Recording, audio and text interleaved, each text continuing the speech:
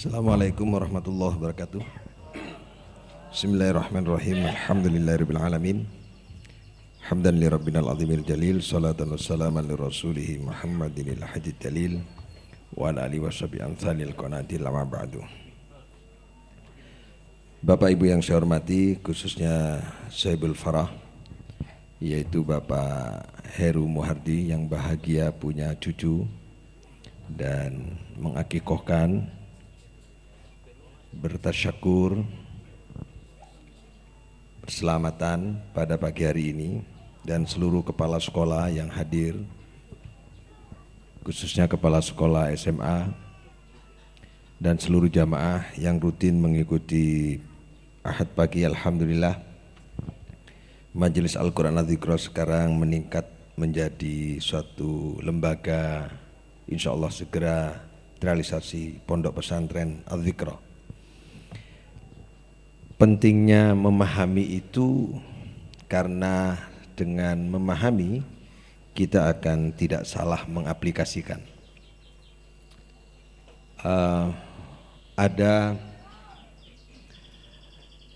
Saya sebut aja untuk mempermudah. Kita ini jangan sekali-kali mengikuti mazhabnya Abdurrahman bin Muljam. Abdurrahman bin Muljam itu adalah mukri. Mukri itu artinya orang yang ahli membaca Al-Quran, hafal Al-Quran, dan mukri itu adalah mengajarkan Al-Quran. Bahkan Abdurrahman bin Muljam ini pernah diutus oleh Umar bin Khattab untuk khusus mengajar Al-Quran. Ini Abdurrahman bin Muljam. Suatu saat Abdurrahman bin Muljam ini punya rasa jengkel kepada Sayyidina Ali. Singkat cerita, dia mengikuti satu kelompok namanya kelompok Khawarij. Dalam kelompok ini, setelah dia diutus oleh Umar untuk mengajar Al-Quran, pangkatnya aja mukri. Qori. Maka kalau kita mengaji, ana qari wa antum sami, wallahu yahdi. Ini kata kunci ini para jemaah. Saya menyampaikan, Bapak Ibu yang mendengar, Allah lah yang menurunkan hidayah, bukan qari'nya, bukan penyampainya. Tapi ini semua harus disandarkan kepada Allah Subhanahu wa ta'ala. Abdurrahman bin Muljam itu adalah sosok orang yang ahli Al-Quran, membaca Al-Quran dalam teks, bukan konteks. Dalam teks tapi bukan konteks, bukan aplikasi. Dia kepincut dengan seorang perempuan sangat cantik. Tadi kan bahasa sangat cantik dengan cantik beda. Tadi Pak Tri mengatakan santika nguetan, itu berarti jauh. Kalau ngetan itu dekat, itu harus langsung paham sudah. Kalau cuantik berarti di atas rata-rata. Ketika akan diakad nikahkan, si perempuan minta kepada Abdurrahman bin Muljam, saya mau menikah dengan Anda asalkan maharnya selain uang, maharnya satu lagi, yaitu kau harus bunuh Sayyidina Ali. Nah, ini mahar pernikahannya Abdurrahman bin Muljam. Apa yang kemudian dilakukan? Dia terima mahar itu, dan suatu saat ketika subuh, Sayyidina Ali ketika akan sholat dibunuhlah oleh Abdurrahman bin Muljam. Dan dia menganggap itu adalah bagian dari jihad. Inilah pemahaman yang salah, yang tidak utuh terhadap Al-Quran, karena Al-Quran dipahami secara tekstual, tidak kontekstual. Muncullah seorang mukri yang tetapi dia itu adalah pembunuhnya Sayyidina Ali. Hafal Quran, guru Al-Quran, membunuh sahabat Nabi. Oleh karena itu kita harus paham Quran itu dari teksnya termasuk konteksnya. Pak Siswaji menyebut tadi at-taqu itu enggak tepat, yang betul ittaqu.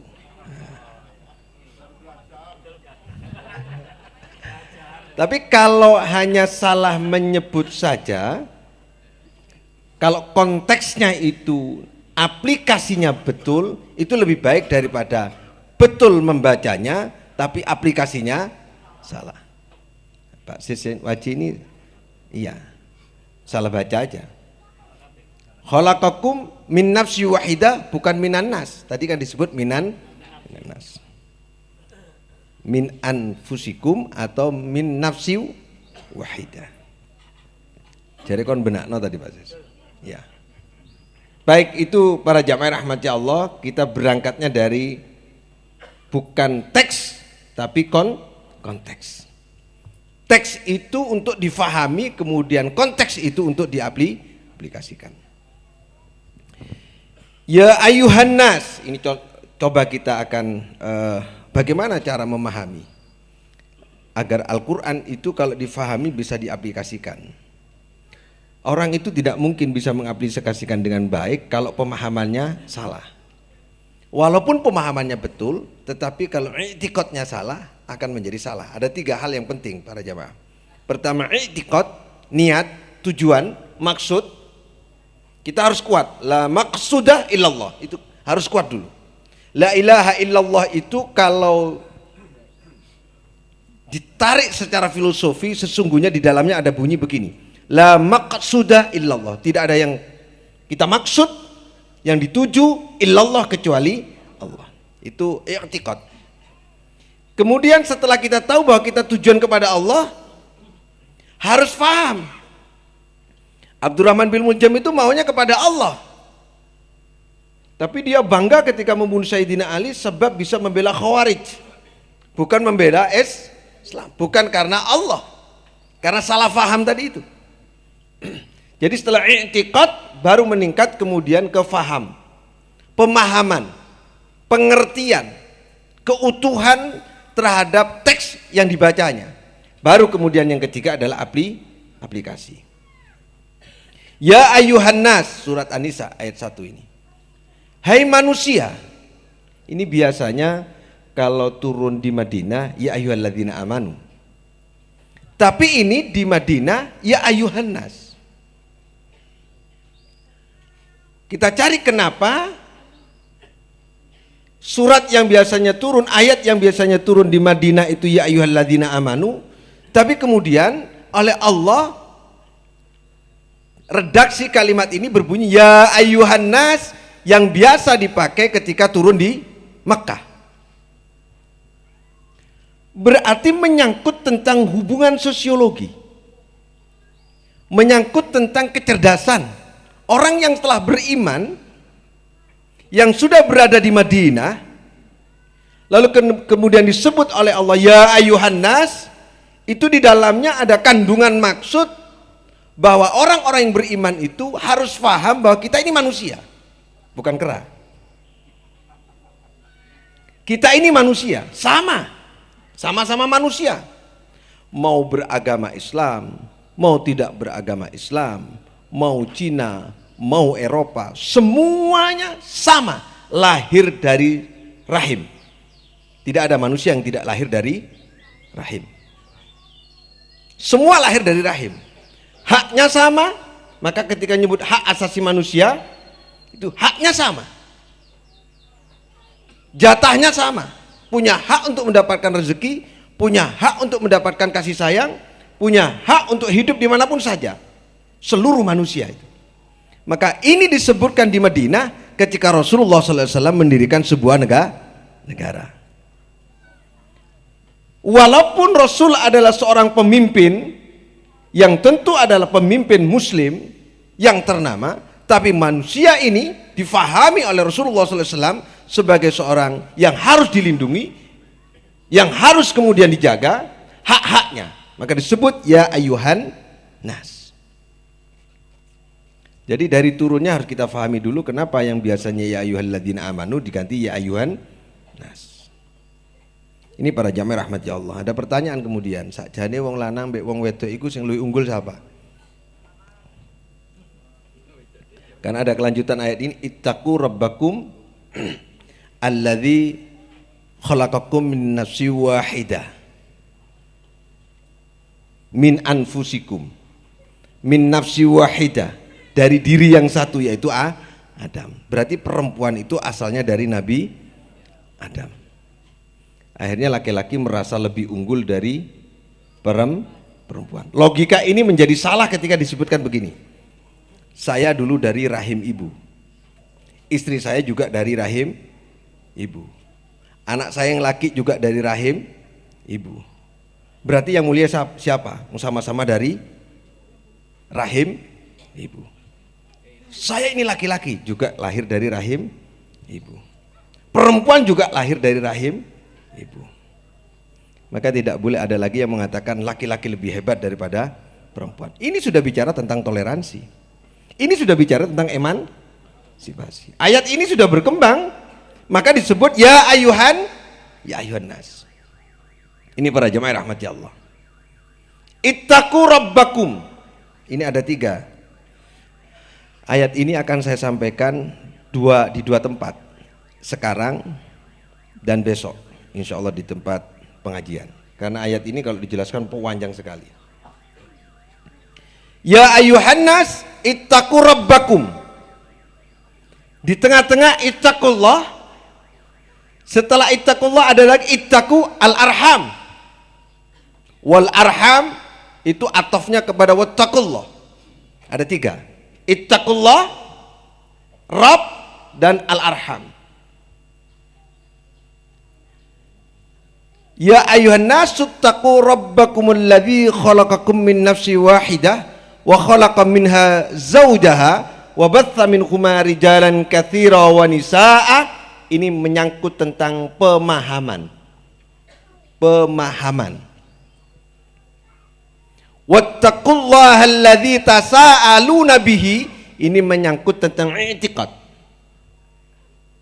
Wal arham itu menyangkut tentang aplikasi. Innallaha kana 'alaikum raqiba. Berarti ada 3 para jamaah. Ittaqu rabbakum, ittaqullah, sama ittaqu al-arham. Ada 3. Rabb itu pendidik. Rabb itu pencipta. Rabb itu pemelihara. Rabb itu yang menjaga. Maka ketika disebut ya ayyuhan nas ittaqur rabb, pahamilah bahwa kamu semua manusia ini dulu yang menciptakan Allah Subhanahu wa taala. Ini pencipta Allah itu. Tidak menyebut Allah, tapi menyebut Rabb. Menyebut pencipta. Untuk menunjukkan bahwa seluruh manusia di muka bumi ini tidak ada sesungguhnya yang tidak percaya adanya Tuhan. Semua percaya. Aslinya, hakikatnya, setiap manusia itu mencari Tuhan, mencari penciptanya, hakikatnya. Tapi kemudian diingkari hanya untuk demi kepentingan gengsi. Semua manusia mencari Tuhan. Makanya ada film sinetron mencari Tuhan. Karena setiap manusia punya naluri, siapa pencipta saya, siapa yang membuatnya, dan seterusnya. Maka ini ittaqur rabb itu menyadarkan manusia tentang siapa sesungguhnya kita, dari mana asalnya kita, dan siapa yang membuat kita. Ini menyangkut pemahaman dulu tentang tauhid, tentang keimanan. Alladzi khalaqakum min nafsin wahidah.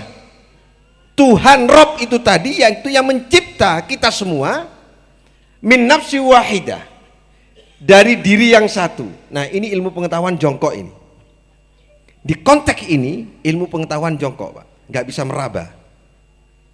Bagaimana manusia itu dulu asalnya dari Nabi Adam, ilmu jongkok ini.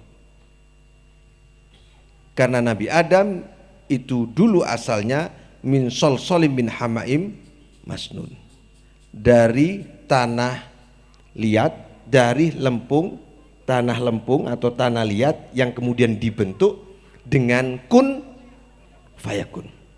Ilmu pengetahuan jongkok nggak dengan ini? Tidak mengindra ilmu pengetahuan, tidak bisa mengindra bagaimana penciptaan itu kecuali dengan iman. Berarti ada wilayah iman, ada wilayah ilmu. Min nafsi wahidah, dari diri yang satu, yaitu dari Nabi Adam. Bagaimana Nabi Adam kemudian dari diri Nabi Adam itu lahir seorang perempuan. Seandainya tidak ada keterangan di perjanjian lama, di kitab Injil, mungkin kita nggak mengetahui bahwa sesungguhnya perempuan itu asalnya dari tulang rusuk. Untung ada informasi di kitab Injil. Kita akan meraba-raba. Tapi kemudian akhirnya kita bisa melihat bahwa ada referensi yang menyatakan bahwa di kitab Injil perjanjian lama itu menyebutkan bahwa Hawa dulu dibuat dari tulang rusuk. Ketika Nabi Adam sedang tidur, tulang rusuknya diambil satu dan kemudian ditutuplah dengan daging dan disebutlah dengan kun fayakun, jadilah ibu Hawa. Itu pun ilmu pengetahuan jongkok. Kita harus pahami di sini bahwa ada batas ilmu pengetahuan. Iman itu tidak bisa hanya diindra dengan ilmu pengetahuan, hanya bisa diyakini.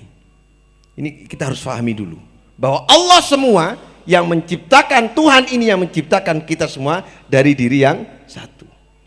Teori ini, anggap sebuah teori ini, kemudian disandingkan dengan teori evolusi yang sudah bertahun-tahun diajarkan di sekolah-sekolah. Semakin lama, semakin difahami, semakin dirasakan, teori evolusi ini tumbang.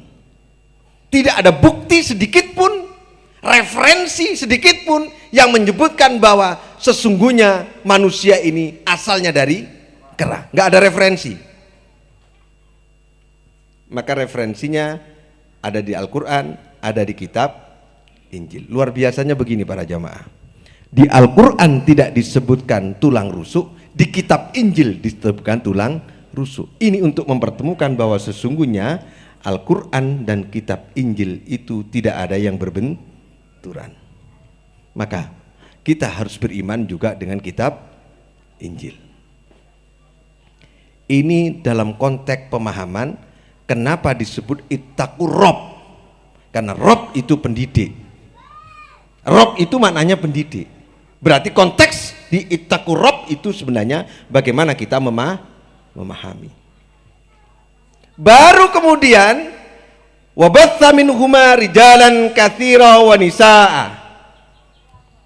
Ketika menyebutkan khalaqakum min nafsi wahidah, kemudian wa khalaqa minha zaujaha, dari diri yang satu itu muncul ibu Hawa yang kemudian dari istrinya. Nah, ini baru ilmu pengetahuan masuk di sini. Wabatha minhuma rijalan katsira wa nisaa. Wabatha itu artinya beranak pinak. Allah kemudian membuat perempuan itu bisa melakukan reproduksi, bisa berkembang biak, bertemunya sel sperma dan sel telur. Proses ini disebut proses embriologi. Disinilah kemudian ilmu pengetahuan bisa mengindra bagaimana proses berkembang biaknya manusia. Faham lagi kita. Tapi kemudian ilmu pengetahuan jongkok lagi ketika di usia sekian bulan, kurang lebih 5-6 bulan, Allah ketika menciptakan manusia sudah hampir sempurna, ruh dimasukkan, idza sawaituhu wa nafakhtu mir ruh, ketika ruh ditiupkan, ilmu pengetahuan jongkok lagi. Kapan dan bagaimana cara ruh ditiupkan, ditempatkan di mana ruh itu di jasad manusia, ilmu pengetahuan jongkok lagi. Nah, ketika kita sudah paham bahwa sesungguhnya semua proses kehidupan ini dari awal sampai sekarang ini berkembang biak. Sekarang insya Allah statistik menyebutkan jumlah manusia kurang lebih 15-16 miliar di dunia ini. Dari Nabi Adam. Ini mengandung pengetahuan gak ini? Mengandung ilmu pemahaman. Ketika ayat ini dibacakan, harapannya si pembaca Harapannya orang yang membaca Al-Quran, memahami Al-Quran ini, kemudian muncul kesadaran bahwa saya ini ada penciptanya, bahwa saya ini dulu asalnya dari orang tua saya dari orang tuanya, terus berkembang dari Nabi Adam, Adam itu dari Allah. Ketika ini kemudian disadari, difahami, kita tahu bahwa posisi kita ini adalah seorang makhluk. Disebutkan di Al-Quran, di surat yang lain, Allah itu ahsanul khaliqin. Coba, ini pentingnya nahwu sorof. Kenapa besok tanggal 8, tanggal 9 kita belajar nahwu sorof, 6 jam belajar membaca kitab kuning. Pentingnya di sini, coba disebutkan gini, Allah itu ahsanul khaliqin, sebaik-baik khaliqin. Khaliqin itu jamak, padahal Allah itu kan tunggal, kan esa. Allah itu maha esa, tapi kenapa di Al-Quran disebutkan ahsanul khaliqin? Allah itu adalah sebaik-baik pencipta-pencipta. Kok jamak? Redaksinya itu jamak, bukan tunggal, bukan mufrad. Kenapa? Ternyata di sini kandungan maksudnya adalah bahwa Allah menciptakan kita itu ada peran orang tua, ada peran ibu, ada peran bapak. Maka Allah menyebut ahsanul khaliqin, aku menciptakan kau tidak sendirian tetapi lewat orang tuamu, maka kau harus mengabdi kepada orang tuamu, harus baik kepada orang tuamu. Ini pemahaman. Nah, ini pentingnya kita belajar nahwu dan sorof agar kita bisa mengindra redaksi kalimat ini. Kalau begitu para jamaah rahmati Allah, di ayat ini, di awal ayat ini, redaksi yang dimaksud adalah untuk kemudian kita menyadari, memahami bahwa kita ini manusia yang harus mengindra fakta objek itu dengan ilmu, tapi suatu saat harus mengindra fakta itu dengan iman. Tidak bisa dengan ilmu, harus dengan iman. Berarti ada wilayah iman, ada wilayah ilmu.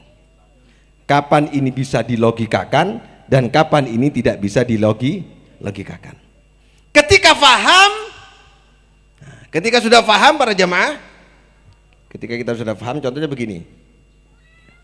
Ada orang mengatakan bahwa demokrasi itu memberikan kebebasan kepada penduduknya di suatu negara beragama apapun. Itu bukan demokrasi, itu Islam. Islam memberikan kebebasan orang beragama apapun. La ikrah fid din, qad tabayyana rusyd minal ghayy. Tidak ada paksaan dalam memeluk agama Islam. Tidak ada paksaan. Karena jelas mana yang benar, mana yang ini Islam. Ini tentang pemahaman. Ini para jemaah rahmati Allah. Nah, kalau orang sudah faham, nyaman. Ayat ini berbunyi begini, yang terakhir tadi ini. Wa batha minhuma rijalan katsira. Coba Bu, ini kalau saya baca teksnya begini. Allah mengembangkan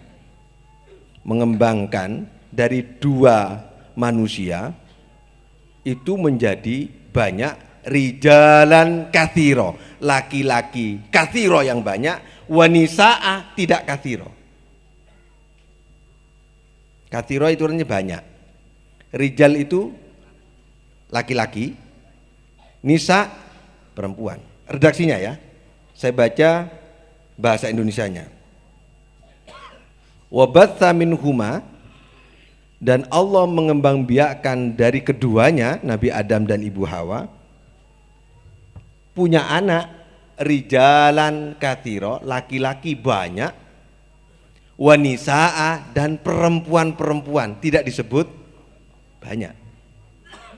Padahal rijalan gak usah katsira, itu maknanya laki-laki banyak sudah.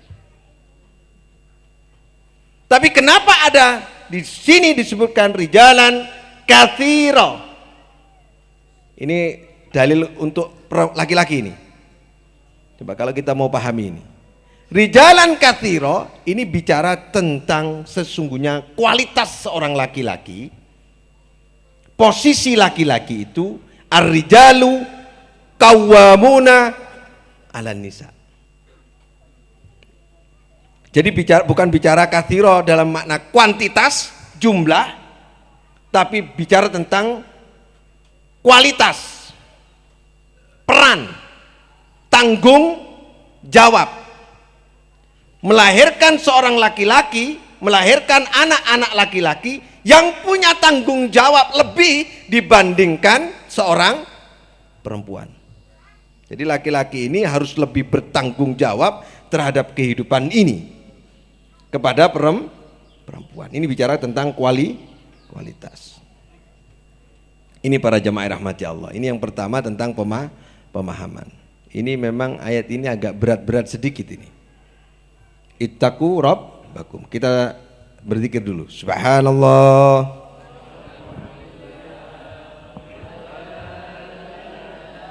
Ha illallah. Wallahu akbar. Subhanallah. Wa la ilaha illallah. Subhanallah. Wa la ilaha illallah. Subhanallah.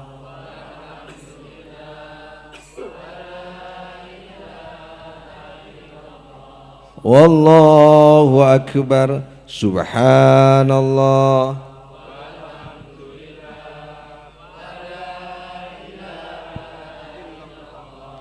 Wallahu akbar. Para jemaah rahmati Allah, kalau dilihat dari teksnya, kita lihat konteksnya. Banyakan mana perempuan dan laki-laki?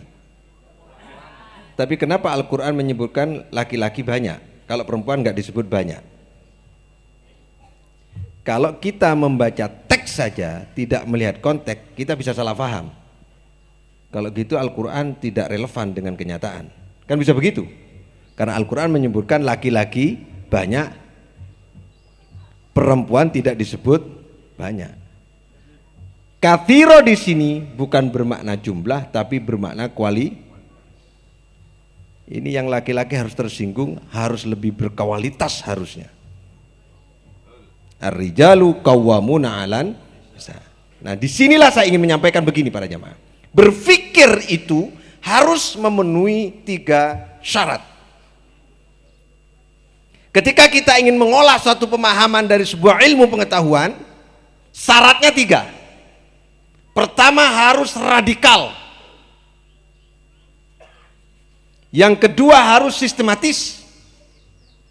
Dan yang ketiga, harus universal. Berpikir itu harus radikal. Berpikir loh ya. Ini apa bedanya dengan radikalisme? Biar nggak salah paham nanti yang mendengarkan radio ini. Radikal itu artinya mendasar, punya basic, punya landasan. Kalau rumah punya fondasi, punya pegangan, berdiri di atas kaki yang tegak. Itu namanya radikal, bukan radikalisme. Bahasa lain katanya Pak Sis, asal bunyi, pokoknya metu ae wis. Enggak boleh. Harus ada dasarnya ngomong itu. Orang yang berpikir memiliki landasan dasar yang jelas, referensi, itu namanya berpikir radikal. Itu syarat berpikir. Jangan menyatakan hukum kalau kita ini tidak punya alasan. Contoh, ini contoh yang membuat kita berdebat ini. Kullu bid'atin dolalah wa kullu dolalatin finnar. Coba, setiap bid'ah itu dolalah. Dan setiap yang dolalah finnar. Jangan saling menyalahkan coba. Kita pikir pelan-pelan. Kata-kata tiap-tiap, kullu tiap-tiap, kalau ditarik ke Al-Quran itu maknanya tidak setiap. Maknanya bukan setiap, bisa bermakna sebagian. Apa dasarnya? Coba kita tarik di Al-Quran. Wa ja'alna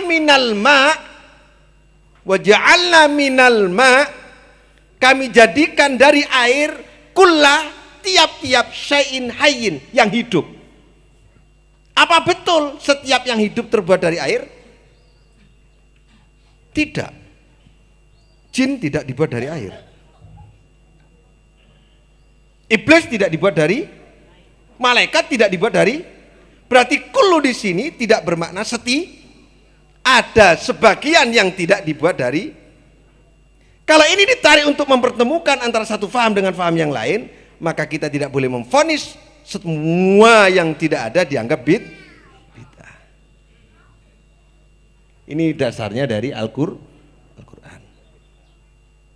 Berarti ada memang bid'ah yang dolalah, tapi ada bid'ah yang tidak dolalah, yang nambah-nambahi. Berarti ada yang menyatakan pernyataan yang yakin itu benar. Memang benar, dolalah itu benar. Tapi tidak semua yang tambahan itu dolalah. Sarungan ini tambahan nggak ini? Soalnya dulu nggak begini. Kumpul-kumpul gini dulu nggak ada. Nah, kata tiap itu kalau ditarik kepada dasarnya Al-Quran tidak hanya bermakna setiap, tapi bisa bermakna sebagi. Ini masalah pemahaman. Maka pemahaman ini penting karena dengan pemahaman kita akan bersatu sebagai umat Islam. Nggak akan saling menyalahkan. Nggak mungkin bertengkar sudah antara kelompok satu dengan kelompok yang lain. Satu dasar pertama adalah harus berpikir radikal, bukan radikalisme. Berpikir fundamental itu artinya bukan fundamentalisme, tapi bukan ajaran fundamental. Tetapi berpikir punya dasar. Ini harus difahami dulu. Yang kedua sistematis. Berpikir harus sistematis. Satu dengan yang lain itu tidak boleh bertabrakan. Menerangkan di sini A, tapi berbenturan dengan yang lain. Contoh. Kenapa rijalan katsira dimaknai kualitas? Karena Al-Quran menyebutkan ar-rijalu qawwamuna 'alan nisa. Ini namanya berpikir sistematis. Karena di ayat satu dengan ayat yang lain ada hubungannya. Pikiran harus sistematis. Terkait satu dengan yang lain, bersambung dengan yang lain, tidak terputus. Tidak terpisah-pisah. Tidak sepotong-potong. Itu cara kita memahami. Jangan sepotong-potong. Kalau sepotong-potong memahami Islam akan sangat berbahaya. Maka akhirnya ada aliran radikal keras. Terus keras. Kayak Abdurrahman bin Muljam itu sahabat dibunuh. Nggak ISIS lah. Teman sesama muslim dibunuh. Tolong itu jangan ramai yang sana. Adik-adik. Begitu para jamaah rahmati Allah ya. Yang ketiga, untuk memahami itu harus berpikir universal. Harus berpikir utuh, termasuk hukum, termasuk fikih. Contoh misalnya, fikih di sini di Indonesia yang kita sebut-sebut terus tiap hari itu, kita harus berpikir juga bahwa informasi yang kita terima dari Haji Ipung yang pernah di Alaska, bahwa di sana kalau puasa itu malam itu hanya 2 jam, siang itu 22 jam. Bagaimana fikih kita kemudian bisa mengindra, dimanfaatkan, dilaksanakan di Alaska? Ini kan universal hukum itu, harus bersifat universal. Ilmu itu harus bersifat universal. Ini para jamaah rahmati Allah. Nah, oleh karena itu pada hal yang pertama ini mengajak kita ketika disebut ya ayuhan nas ittaqur rabb, kita disuruh memahami tentang Islam secara universal, sistematis dan memiliki dasar. Haram itu jangan keburu mengatakan haram. Halal itu jangan keburu mengatakan halal, harus universal. Contohnya ibu-ibu, kalau ada orang pakai cadar, itu pasti pikiran ibu-ibu aliran apa ini? Betul kan? Kenapa ibu tidak mengatakan orang yang telanjang aja yang disoal? Perempuan yang menutup diri seluruhnya disoal, dirasani, dicurigai. Orang yang sekarang kan pakai ini apa? Yang pendek itu? Bukan rok Pak, celana pendek itu loh. Itu saya enggak tahu namanya. Hot pad. Ya saya pernah lihat aja. Hot pad namanya. Oke, terus ininya you can see. Tank top. Nah itu. Itu nggak disoal, nggak ada orang curiga. Siapa orang yang curiga dengan apa tadi? Hot pad tadi. Nggak ada. Hot pen. Keliru. Hot pad sampai. Ya soalnya aku gak duwe. Saya nggak punya, nggak tahu namanya saya. Makanya saya tanya. Nggak ada orang curiga, tapi coba biasa ketika kita ada orang pakai cadar kita curiga. Coba kita berpikir universal, sistematis dan radikal. Tarik, hukumnya apa ini sesungguhnya? Ternyata Imam Syafi'i menyebutkan bahwa aurat perempuan itu sekujur tubuh. Ini pendapat Imam Syafi'i. Nah, Imam Syafi'i itu imamnya Nahdlatul Ulama. Jelas sekujur tubuh. Aman, kalau mau konsisten yang NU itu harusnya sekujur tubuh ini. Iya tak? Tapi ada pendapat juga yang mengajarkan selain wajah dan kedua telapak tangan. Ada kedua sudah, iya kan? Kalau begitu kita saling hargai. Satu pendapat ini bukan masalah aliran, ini pendapat seorang imam. Yang satu mengatakan bahwa wajah ini bukan aurat dan telapak tangan itu bukan aurat, ya sudah kita hargai. Berarti harus saling ketika kita saling paham, bisa bertemu nggak kita sesama muslim? Nah itu yang jadi soal, nggak paham. Ini aliran apa ini? Islam apa ini? Lu Islam apa kan? Karena nggak paham. Ini para jemaah rahmati Allah. Nah, ketika warna-warni kehidupan ditampilkan di awal ayat pertama ini, para jamaah, kemudian kelanjutannya ketika kita sadar, wattaqullah. Nah ini, ittaqurrab tadi, Allah kadang merubah redaksinya dari ittaqurrab menjadi ittaqullah. Maka maksudnya ittaqullah itu peliharalah dirimu dengan menyembah kepada Allah, dengan meminta kepada Allah, bertujuanlah hanya kepada Allah. Kalau kau sudah paham bahwa kehidupan ini dibuat, dibentuk, dipelihara, dijaga oleh Allah Subhanahu wa taala, dan warna-warni kehidupan ini dibuat oleh Allah Subhanahu wa taala, yang menentukan Allah Subhanahu wa taala, tugas kita ittaqullah, bertakwa, kemudian dengan ibadah, salat, sujud kepada Allah. Berarti dua hal tidak bisa dipisahkan. Salat itu perintah ittaqullah. Ibadah, puasa, ngaji itu perintah dari Allah Subhanahu wa taala. Faham itu harus penting. Jangan sampai ada orang sholat gak faham apa tujuannya sholat. Abdurrahman bin Muljam itu pandai membaca Al-Quran, sholat semuanya, tapi gak faham maksud dari Al-Quran. Ibadahnya tekun. Bahkan dia itu seorang imam sholat, Abdurrahman bin Muljam ini. Alladzi tasa'aluna bihi. Yang Allah itu, para jamaah rahmati Allah, karena namanya, dengan kekuasaannya, tasa'alu nabihi. Saya dengan jenengan ini diminta untuk saling meminta kepada Allah. Ini agak sulit bahasanya. Tasa'aluna itu saling meminta. Jadi saya minta sama Pak Estu, Pak, saya mohon bantuan Pak untuk pondok. Tadi kan ada bantuan ya.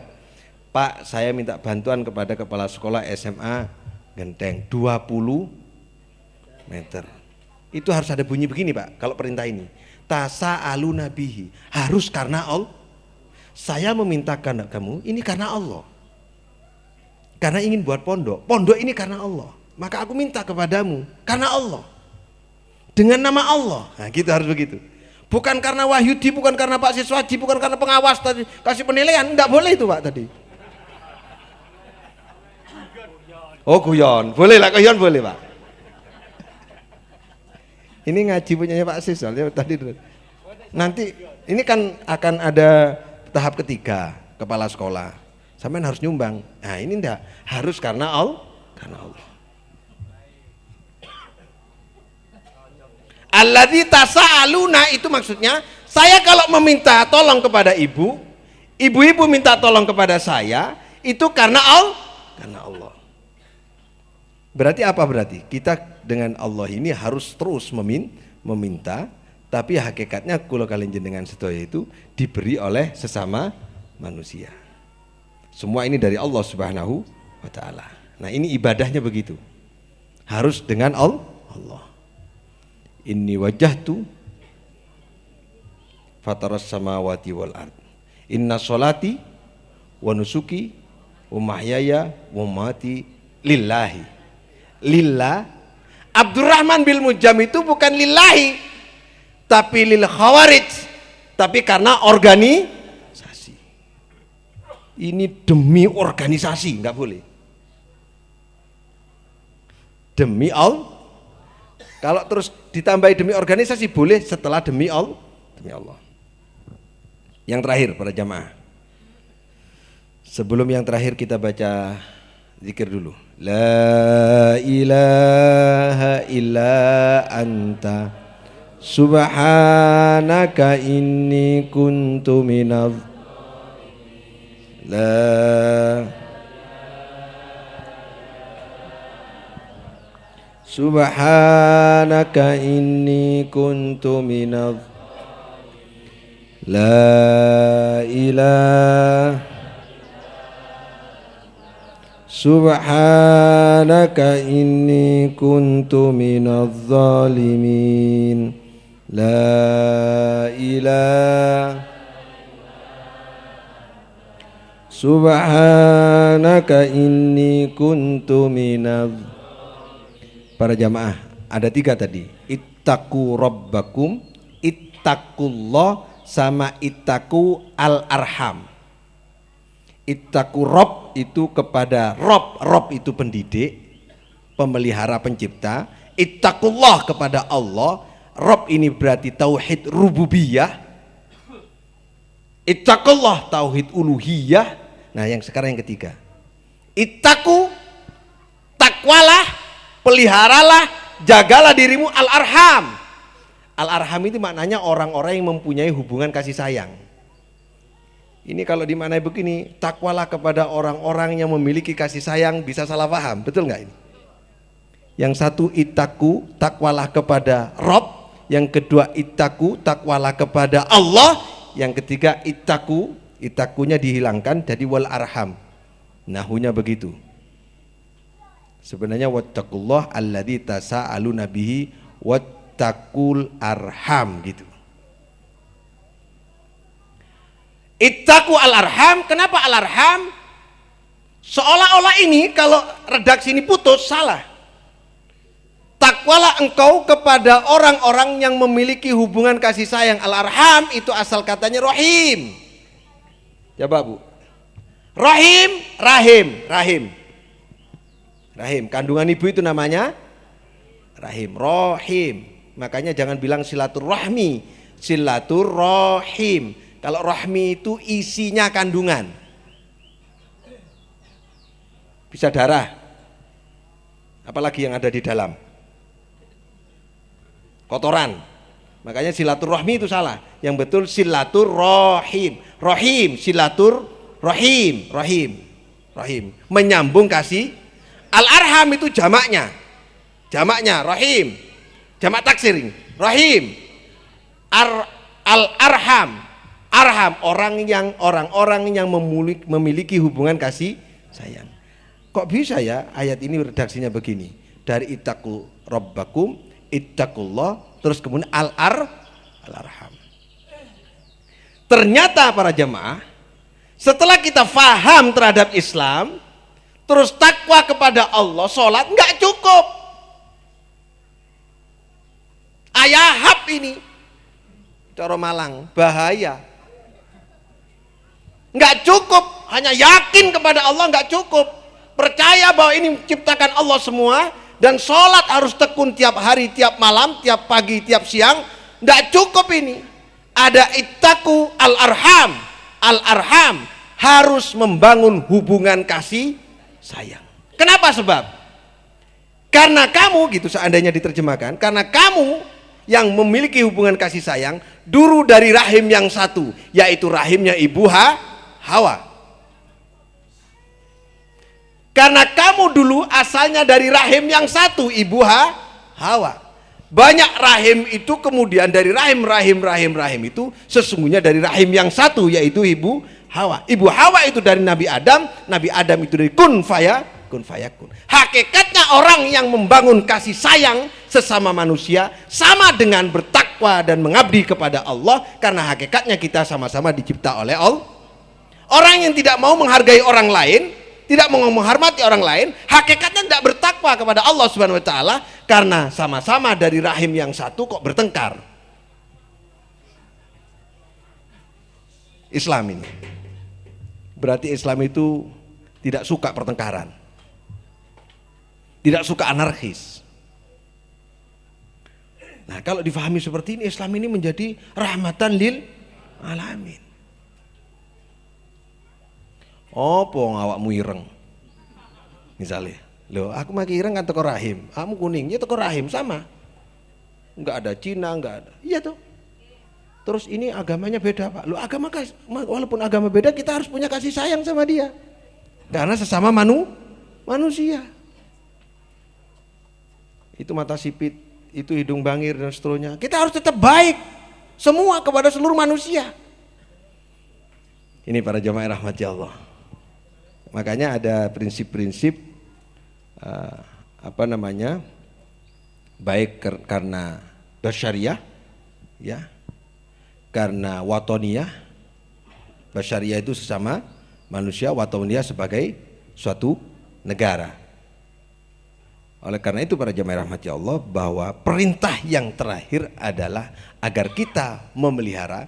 Kalau kita tarik kepada redaksi makna dasarnya begini: peliharalah dirimu, jagalah dirimu, lindungilah dirimu dengan jalan kau fahami bahwa ini semua ciptaan Allah. Itu yang pertama, ittaqur rabb. Yang kedua, peliharalah dirimu, jagalah dirimu dengan jalan kau ibadah, mengabdi, sujud kepada Allah. Yang kedua, yang ketiga, peliharalah dirimu, jagalah dirimu dengan jalan kau tarik, jangan sampai kau putus hubungan silaturahim. Harus memunculkan rasa kasih sayang. Berarti Islam itu ada 3 fondasi penting: i'tiqad, ya, faham dan aplikasi. Salatnya ittaqullah. Sudah. Salat ini perintah ittaqullah. Tapi tidak baik dengan tetangga, berarti tidak ittaqu al-arham. Tidak membangun silatur, enggak sempurna. Enggak sempurna. Kaya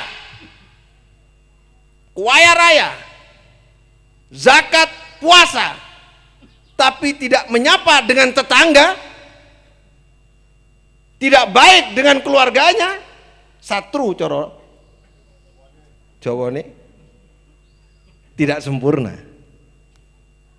Sekarang dibalik, ada orang baik sama temannya, baik sama tetangganya, tapi nggak sholat, tapi nggak ittaqullah. Itu hanya al-arham. Ini para jemaah rahmati Allah. Berarti ada 3 hal yang penting. Innallaha kana alaikum raqiba. Sesungguhnya Allah maha mengawasi. Berarti kalau kita ingin diawasi Allah, kalau kepala sekolah kalau diawasi pengawas itu takut atau nggak takut? Kalau nggak takut kenapa kok ngancam tadi?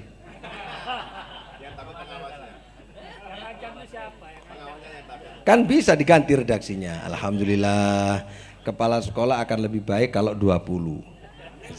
Kalau 20 itu 1 meter kan 150. 150 kali 20 3 ditambah 3 juta itu sedikit ya Pak. Enggak. 1 meter 1 juta. 1 meter 150 harganya, kan dijual 1 juta sama Pak Tri. Nah, kalau 150 per meter berarti hanya 3, kalau 1 meter 1 juta berarti 20 juta. Itu kalau mobil hanya berapa persen? Hanya 10%. Itu akan lebih baik begini, 10% dari harga mobilnya Bapak. Wah, itu lebih murah itu Pak. Nah, lebih elegan. Kepala sekolah membantu 10% dari harga mobil. Kalau 10% dari harganya Levina berarti 18 juta Pak Siswaji. Karena Pak Siswaji punya Levina. 20 ya? 20 berarti 1 meternya 1 juta. Iya. Kalau 1 juta berarti 20 juta.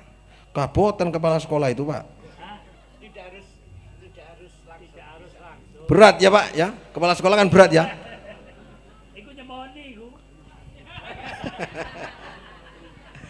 Alhamdulillah Bapak yang saya hormati, saya informasikan dulu, pondok pesantren kita ini tanahnya seluas 1 hektar 300 sekian, 13.000 lebih. Ya, harganya yang belum terbayar 1,8 miliar. Yang kemarin 1,9 sudah ada yang tambah 100. Nanti insya Allah mudah-mudahan doakan aja. Ibu-ibu nggak usah bantu nggak apa-apa. Kepala sekolah nggak usah bantu nggak apa-apa. Betul, swear. Enggak, serius. Jadi kepala sekolah yang diumumkan Pak Sis nggak usah bantu Pak. Nggak usah. Insya Allah bulan 8, bulan 9 selesai. Nah, tanahnya. Jadi nanti ganti besi dan semen aja kepala sekolahnya. Nah, ngono wae iku carane Pak ngolah. Senang gitu. Iya. Hanya ngerubah saja ya Pak ini. Ngerubah tempat aja. Nilainya sama gitu. Pak Tri rencananya tidak 20 meter Pak, tapi seharga 1 mobil. Iya. Iya. Iya. Insyaallah. Ya Pak Tri ya. Innallaha kana 'alaikum raqiba. Sesungguhnya Allah akan menjaga kita, mengawasi. Raqiba itu maknanya mengawasi. Kalau ada orang mengawasi sekaligus memelihara, sekaligus melindungi, kita merasa nyaman enggak Pak? Nyaman. Kalau ingin nyaman, 3 hal penting yang harus kita lakukan, yaitu pertama ittaqur Rabb, harus kepada Rabb, kepada Allah dan kepada Al-Arham. Jalin hubungan silaturahim, takwa kepada Allah dalam konteks ibadah yang sesungguhnya, dan bangun pemahaman Islam secara universal. Jangan sepotong. Kita tetap berorganisasi, tapi jangan karena organisasi kita melupakan hakikat beragama. Para jamaah rahmati Allah, mudah-mudahan apa yang kami sampaikan ada manfaatnya. Sebelum saya akhiri, saya akan mengundang jenengan semua. Besok Ahad pagi tanggal 14 saya mengundang ibu bapak untuk hadir di acara pengajian sekaligus akad nikah ponakan saya. Akad nikah ini di pengajian nanti bisa dicontoh oleh para jamaah. Kita bikin pengajian sekaligus akad nikah, mudah-mudahan jadi alternatif. Ini misi aja, misi. Kan biasanya prasmanan. Ya Bu ya, tolong ini saya sampaikan biar nggak dirasani besok. Biasanya kan datang, salaman, prasmanan, pulang. Saya ingin coba kasih alternatif cara nikah, model adzikro. Datang pengajian, baca Quran 30 juz, timnya saja yang baca, tim. Guru ngopo-opo wis wedis ya. Pak, saya enggak mampu kalau 30 juz. Qul huwallahu ahad 3 kali sama dengan 30 juz. Setelah 30 juz baca Quran kayak tadi, baca doa ya.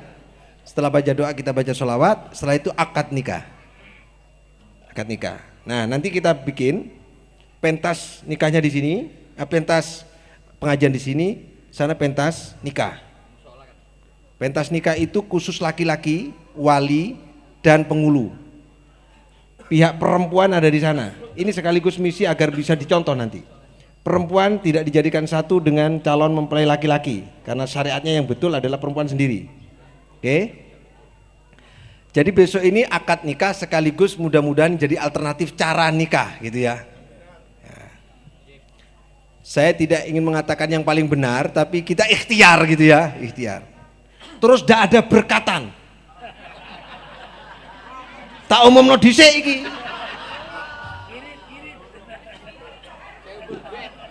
Kalau saya nggak memberi contoh nanti, biar sudah dirasani nggak apa-apa.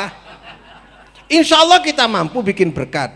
Tapi kalau itu yang melakukan kami, yang punya uang misalnya, mungkin kita bisa. Tetapi kenyataan di lapangan, banyak orang setelah menikah itu banyak hutang. Betul ya? Nah, saya ingin cari contoh, biar nggak gengsi yang lain. Jadi besok harus siap pulang nggak bawa berkat. Siap ya? Oke, nah ini dulu. Ringkas. Yang kedua, walimah sekaligus pengajian, sekaligus kewadian. Ringkas. Insya Allah setelah saya hitung, dulu ketika kita menikahkan ponakan saya yang lainnya, itu habisnya bisa 100 juta lebih. Ternyata ini bisa 4. Kalau dibagi 4 itu piro Pak? 25%. Coba bayangkan. Ini kan membantu. Karena Islam itu mudah, jangan dipersulit. Harusnya habis 100, hanya habis 25. Ini tak sampai habis. Tak jadi rahasia ini perusahaan. Tapi nggak apa-apa, biar bisa contoh, nggih. Nggak ada souvenir, nggak usah. Tapi kok aja dirasani medit yo, gak ono papane, jangan. Ibu-ibu loh, awas sampean Bu. Gak usah teko wis, gak ono berkate, jangan. Ini kita kasih alternatif. Nah, setelah acara akad nikah, laki-laki tetap di tempat pernikahannya, perempuan tetap di tempat perempuannya. Kami ngaji, ngaji seperti ini. Setelah ngaji, santunan anak yatim yang menyerahkan mempelai berdua. Setelah santunan, penyerahan mahar. Perempuan tadi, si mantan ini diajak ke kuade. Nah, kuadenya di dalam rumah, dalam halaman rumah lah. Laki-laki datang membawa mahar, baca sholawat, penyerahan mahar, selesai. Tidak perlu amplop-amplopan. Loh, tadi kan gak ada berkat. Wah, iki sih gak enak iki. Kalau nggak ada berkat, oke. Bagi apa yang punya hajat. Tapi lega ono amplop, iki yang punya hajat juga gak enak, kan gitu toh? Nah, ini tadi soalnya Pak Asis ngomong yang tadi mau santunan. Nah, gitu. Itu kudu jelas Pak Asis. Jadi begini singkatnya, Bapak Ibu yang saya hormati, besok ketika pernikahan, ketika di kuade,